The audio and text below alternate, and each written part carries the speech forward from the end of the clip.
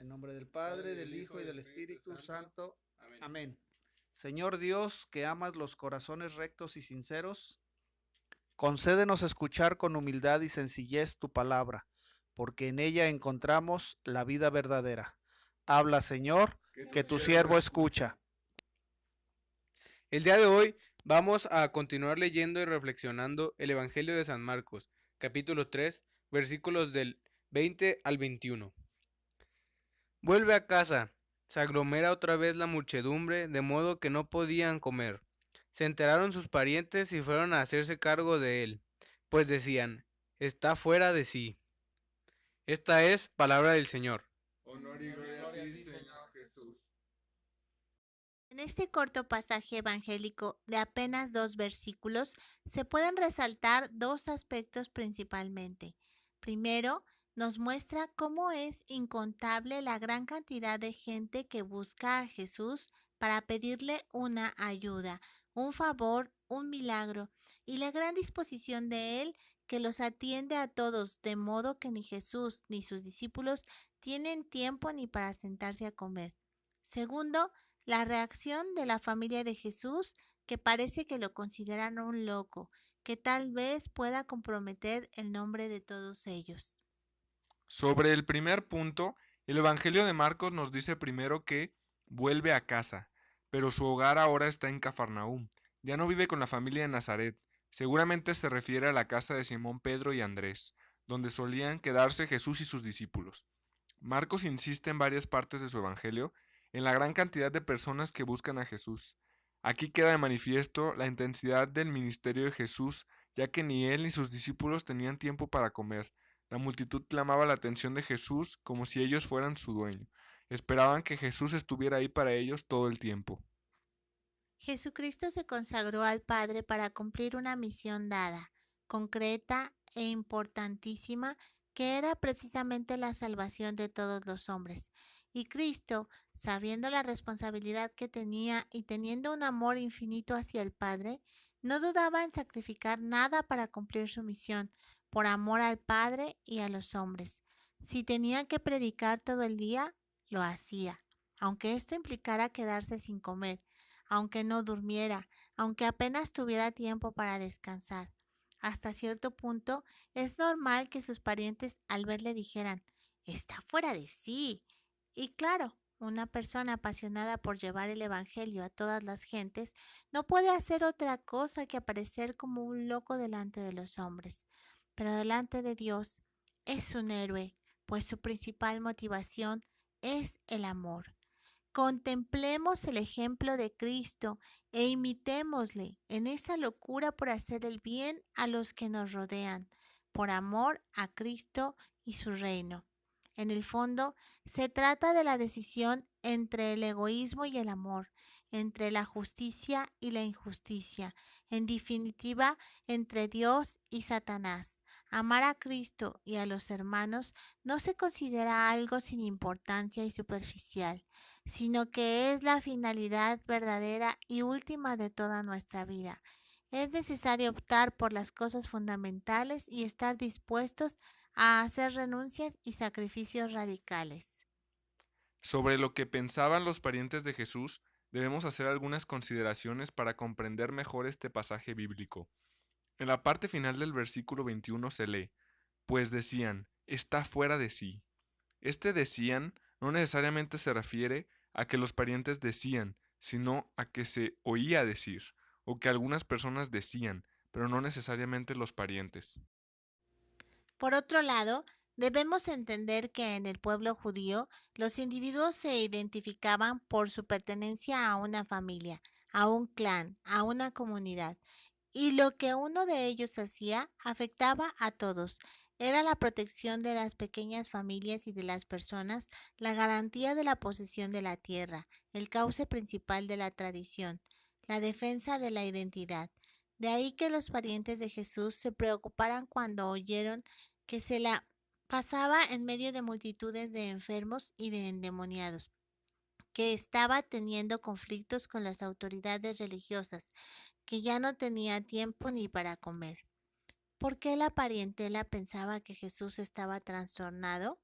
porque había abandonado su trabajo seguro de carpintero por una vida errante. Había tenido problemas con la autoridad en lo que parecía algo deliberado. Se había rodeado de un extraño grupo de discípulos. Parecía ser indiferente a la seguridad social y económica y a la opinión de los demás. En suma, para ellos estaba actuando fuera de toda lógica.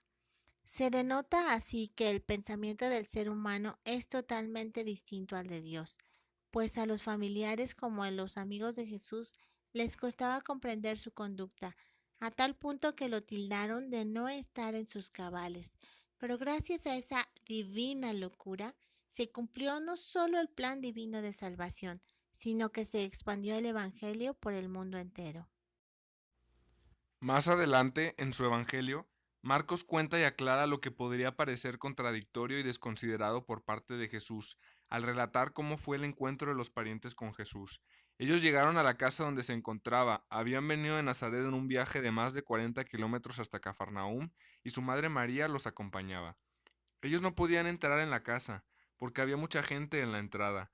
Por eso le mandaron un recado a Jesús que decía: tu madre, tus hermanos y tus hermanas están fuera y te esperan. Sin embargo, la reacción de Jesús fue firme al preguntar: ¿quién es mi madre? ¿Quiénes son mis hermanos?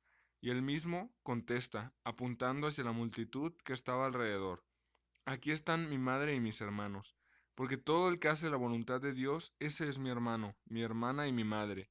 Y con esta respuesta Jesús rechaza que la familia lo aleje de su misión. Por el contrario, ahora su familia son todos sus seguidores.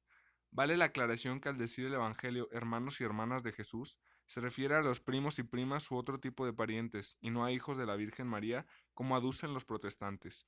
En el Israel de esa época se les decía hermanos a todo tipo de parientes. Así las cosas, la invitación es a seguir el ejemplo de Cristo, imitándolo en todo y permitiendo que la locura por lo divino se note, sin importar la censura a lo que uno se ha sometido, pues hay que vivir a plenitud el Evangelio.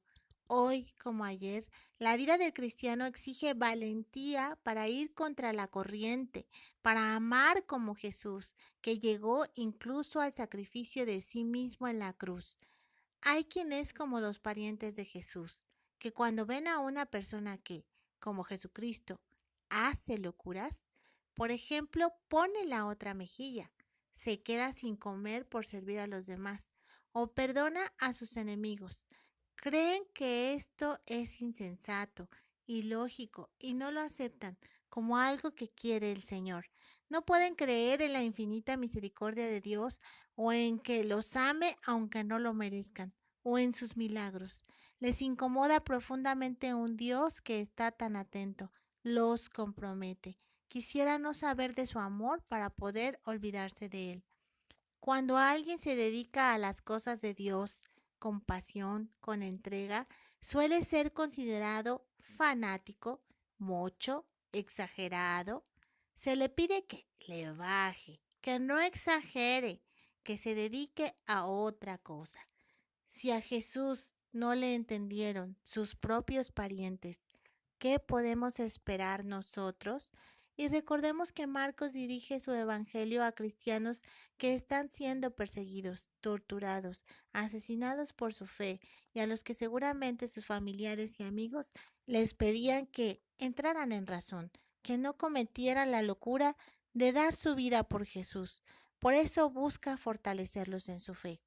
Además, recuerda que Jesús no se toma tiempo libre, está siempre dispuesto a escucharnos, a consolarlos, a atender nuestros ruegos.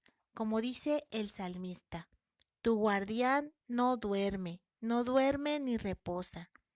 Qué consuelo saber que contamos siempre con Él, que nos da lo que necesitamos cuando lo necesitamos, aunque no siempre coincida con lo que pedimos o lo que creemos que necesitamos. Por último, consideramos esta reflexión de Santo Tomás de Aquino sobre lo que la bendita locura de Jesucristo hizo por nosotros. El Hijo único de Dios, queriendo hacernos participar de su divinidad, tomó nuestra naturaleza con el fin de divinizar a los hombres y se hizo hombre. Además, lo que tomó de nosotros nos lo ha dado eternamente para nuestra salvación. En efecto, Sobre el altar de la cruz ofreció su cuerpo en sacrificio a Dios Padre, con el fin de reconciliarnos con Él, y derramó su sangre para que fuera al mismo tiempo nuestro rescate y nuestro bautismo. Rescatados de una lamentable esclavitud, quedaríamos purificados de todos nuestros pecados. Y para que conserváramos siempre en la memoria este gran beneficio, dejó a sus fieles su cuerpo como comida y su sangre como bebida, bajo las apariencias de pan y de vino. ¿Puede haber algo de mayor precio que ese banquete en el que se nos propone comer al mismo Cristo que es Dios verdaderamente? ¿Hay algo más admirable que este sacramento? Nadie es capaz de expresar las delicias de este sacramento, puesto que en él se gusta la dulzura espiritual en su misma fuente, y en él se celebra la memoria de este amor insuperable que Cristo nos mostró en su pasión. Quiso que la inmensidad de este amor quedara grabada profundamente en el corazón de los fieles. Por eso en la última cena, después de haber celebrado la Pascua con sus discípulos, sabiendo que iba a pasar de este mundo a su Padre, instituyó este sacramento como memorial perpetuo de su pasión, cumplimiento pleno de las antiguas prefiguraciones, el mayor de todos los milagros, y a los que su ausencia iba a llenar de tristeza, les dejó este sacramento como incomparable consuelo. Señor Jesús, palabra encarnada de Dios, te damos gracias porque nos has iluminado con tu mensaje, que produzca en nosotros el fruto para el cual tú lo has destinado. Amén. Amén.